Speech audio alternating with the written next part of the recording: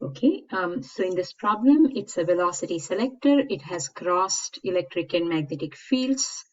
The magnetic field has a value of 24 millitesla, and it's in the positive y direction, right? So the magnetic field B is 24 millitesla, and it's in the positive j direction, right? So I can draw this here. I can say that is, so B is in this direction, okay? And you have to find the magnitude and direction of the electric field. So basically they're saying what is this electric field such that, what's the electric field such that 830 electron volt electron moving in the negative x direction is undeflected, right? So the electron is moving, let's take electron, it's moving in the negative x direction, right? So that's this way. So that's the direction of the velocity, and you want to make sure that it goes undeflected. And also the 830 electron volts, remember, that's the kinetic energy of the electron. So what's given is, instead of giving us the speed, they gave us the kinetic energy, right? Kinetic energy, that's 1/2 mv squared. That is 830 electron volts. And remember, an electron volt is 1.6 times 10 to the negative 19 joules, right? So you can calculate how many joules that is. And this is mass of an electron. So from here, you can get the speed of the electron, right? So V will be square root of 2 times 830 times 1.6 times 10 to the negative 19 joules, right? Divided by mass of the electron, that's 9.11 times 10 to the negative 31 kilograms, right? So you can go ahead and calculate the speed V, right? I did not do this earlier, so let me go ahead and try this.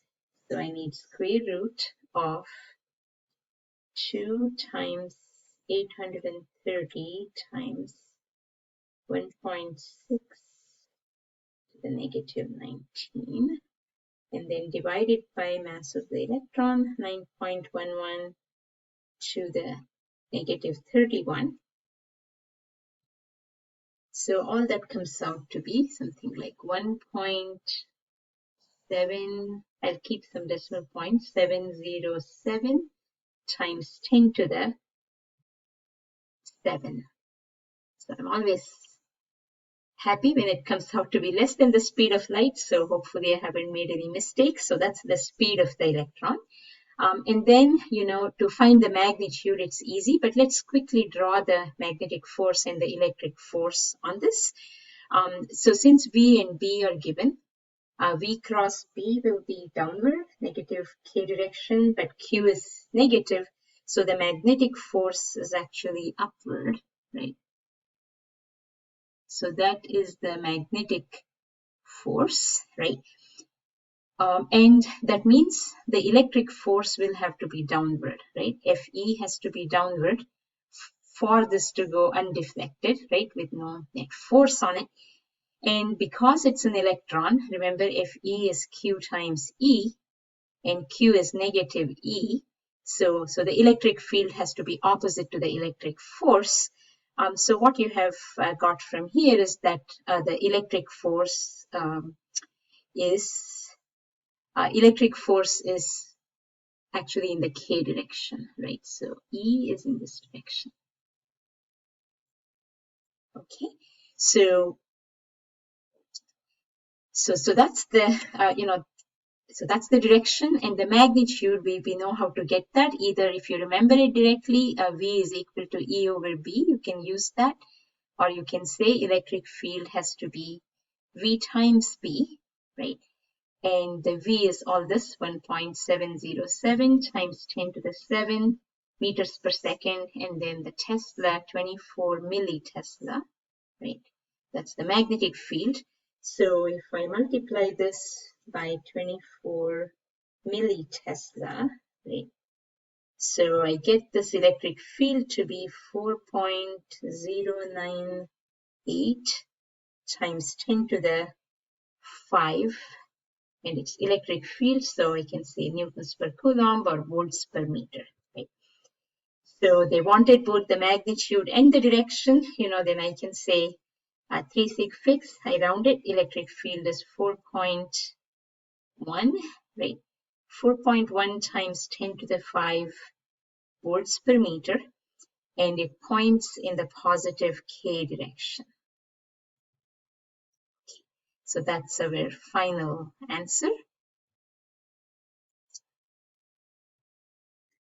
Or I could have also said that's 410 kilovolts per meter, right? So I could have also written this as 410 kilovolts per meter in the positive K direction, right?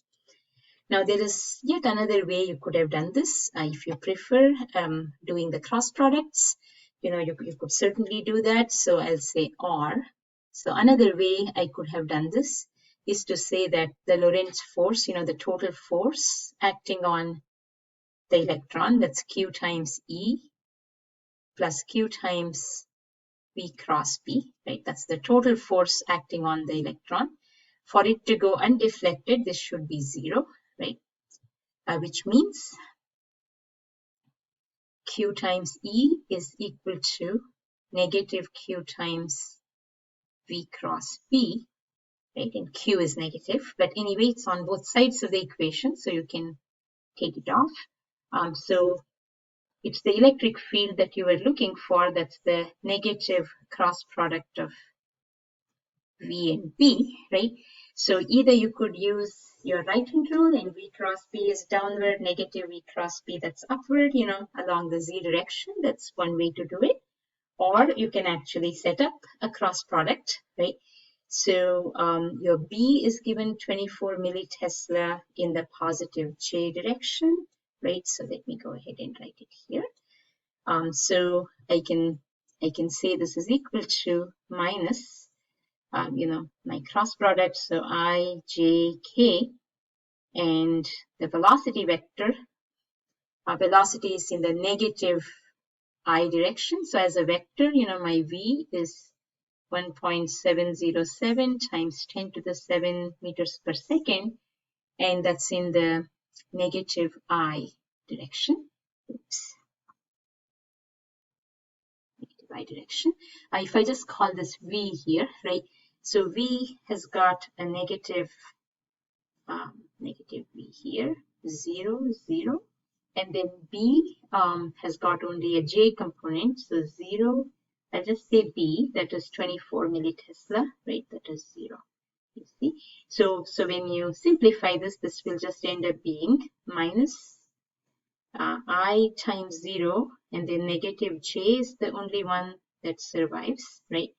So I times 0, and then negative J times 0. J also is 0 minus 0. That's also gone, right? 0. And then you have positive K times negative V times B minus 0, right? So when you put it all together, you see that you get the same thing. So the whole thing is a positive, minus of minus. So it's a positive VB times K hat, right?